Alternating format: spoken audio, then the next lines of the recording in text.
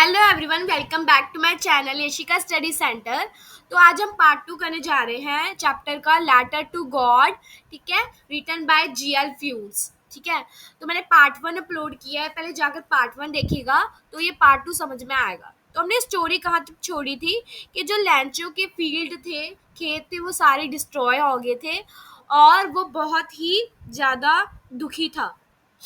"It is really getting bad now," exclaimed the man. "I hope it passes quickly." It did not pass quickly. For an hour, the hail rained on the house, the garden, the hillside, the cornfield, on the whole valley. The field was white as it covered with salt. यहाँ तक हमने पढ़ लिया था कि जो उसके खेत थे वो सारे जो फ्रोजन पर्ल्स थे उससे ढक गए थे, जिसके कारण वाइट वाइट जैसे सॉल्ट नहीं गिरा होता वैसे नजर आ रहे थे। ठीक है, क्योंकि जो स्नो होती है वो भी वाइट कलर की होती है, तो सारे उससे ढक गए थे। तो ऑब्वियसली फील्ड तो खराब हो गए थे, फसल उसकी खराब हो गई थी। पेड़ों पे एक लीफ भी नहीं दिख रहा था। Not a leaf remained on the trees. The corn was totally destroyed. जो उसकी कॉर्न की फसल थी वो खराब हो गई थी, टोटली डिस्ट्रॉय हो गई थी। The flowers were gone from the plants. Flowers भी नहीं रहे फ्लावर्स प्लांट पे। ठीक है, Lencho soul was filled with sadness. Lencho का मन बहुत दुखी हुआ। देखो, जिसकी क्रॉप खराब होगी ऑब्वियसली वो तो दुखी होगा ही। When the storm had passed, he stood in the middle of the field and said to his sons, A plague of locusts stood. Locust क्या होते हैं? Insect which fly in big swarms, groups and destroy crops. ये insect होते हैं जो उड़ते हैं और क्रॉप को खराब कर देते हैं, नष्ट कर देते हैं, ये क्रॉप को खा जाते हैं। ठीक है, तो लोकस्ट क्या होते हैं? टाइप ऑफ ग्रास ओपर्स होते हैं। हमने ग्रास ओपर्स तो देखे होंगे, है ना? तो नॉर्मल भाषा में हम हिंदी में इसको टिड्डी बोलते हैं। ठीक है, have left more than this, the hail has left nothing. कहते हैं जो लोकस्ट होते हैं वो कुछ ना कुछ तो छोड़ देते हैं, लेकिन जो हेल आया था, आंधी तूफान है, उसने कुछ भी नहीं छोड़ा है। This year we will have no corn. तो जो लैंचो बोल रहा था कि इस साल वो एक भी मक्की का दाना उनके पास नहीं होगा, क्योंकि सारी क्रॉप नष्ट हो गई है उसकी। That night was a sorrowful one. ठीक है, अब जिस किसान की फसल खराब हुई है उसके लिए उसके दिल पे क्या बीतती है ये तो एक किसान ही जानता है। ठीक है, क्योंकि किसान ने इतने साल मेहनत की है, एक साल मेहनत की, क्रॉप उगाई, ठीक है, कितना हार्ड वर्क किया, और उसकी जब क्रॉप खराब हो जाती है तो उसके लिए उसको तो बहुत बुरा लगेगा ही ना।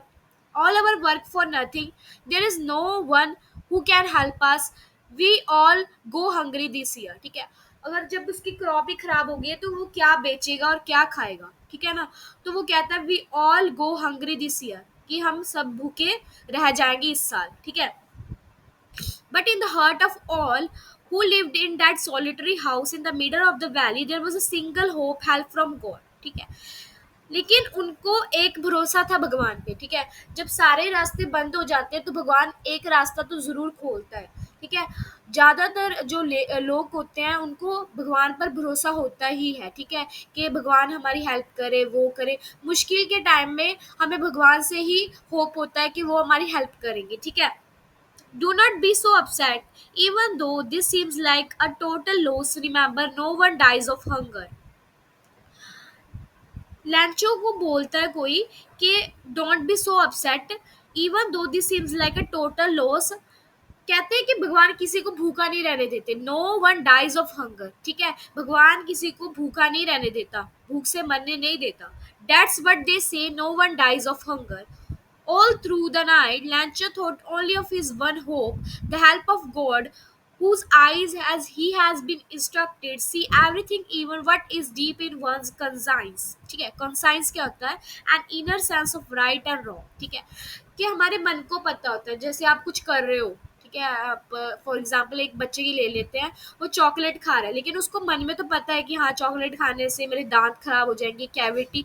हमारे मन को पता है कि हम अच्छा कर रहे हैं कि बुरा कर रहे हैं। ठीक है, तो कॉन्साइंस क्या होती है? हमारी इनर सेंस होती है कि हाँ जी, ये अच्छी चीज़ है, ये बुरी चीज़ होती है, उसको कॉन्साइंस कहते हैं। ठीक है, तो लैंचो को उसकी आंखों में दिख रहा था कि उसको भगवान पे बहुत भरोसा है। ठीक है, even what is deep in one's concise, उसका अंतर मन कर रहा था, कह रहा था कि भगवान उसकी मदद करेंगे. Lencho was an ox of a man working like an animal in the field but still he knew how to right.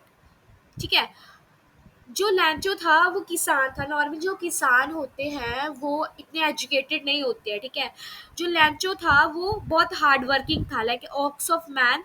वो बहुत जैसे ये कहते हैं कि जानवरों की तरह मेहनत करता था खेतों में. ठीक है.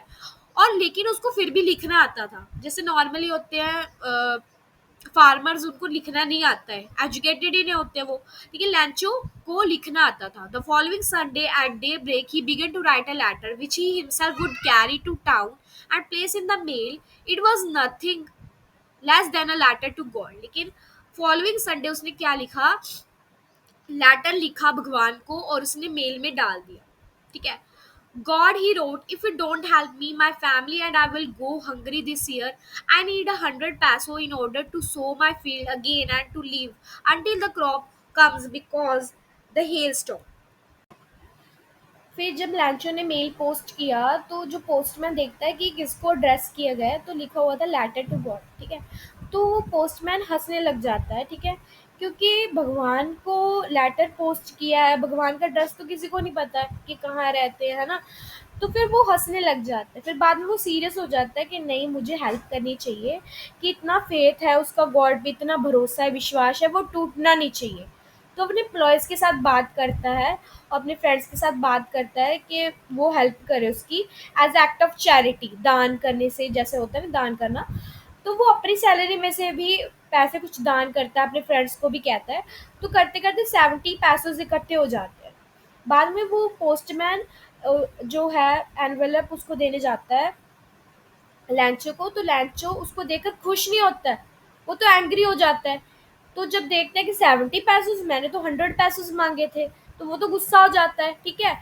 तो वो ना उल्टा उनको ही कहता है कि हाँ, इन्होंने चुराए होंगे, क्योंकि भगवान से तो कोई मिस्टेक हो नहीं सकती है, भगवान तो अपना काम में कोई मिस्टेक कर ही नहीं सकते हैं. तो इस स्टोरी की एंडिंग में क्या है कि the envelope with the blow of his fist, the moment the letter fell into the mailbox. तो लैंचो दोबारा लेटर लिखता है भगवान को. जो पोस्ट मास्टर ओपन करके देखता है उसमें लिखता है कि मुझको सिर्फ 70 पैसों से मिले हैं, मुझे भगवान बाकी की मनी भी सेंड करो, लेकिन मेल के थ्रू मत सेंड करना, because the post office employees are a bunch of crooks. कहता है कि जो पोस्ट ऑफिस के एम्प्लॉयज हैं वो बंच ऑफ क्रूक्स है. बंच ऑफ क्रूक्स मतलब बदमाश. ठीक है. उसको नहीं पता जिसको वो बदमाश कह रहा है उन्होंने उसकी हेल्प की है. ठीक है. तो इस स्टोरी से हमें सीखने को मिलता है कि हमें कोई भी सिचुएशन है उसमें हिम्मत नहीं हारनी चाहिए, भरोसा रखना चाहिए. जैसे लैंचो ने भगवान पे भरोसा रखा और उसकी हेल्प भी हो गई है. ठीक है.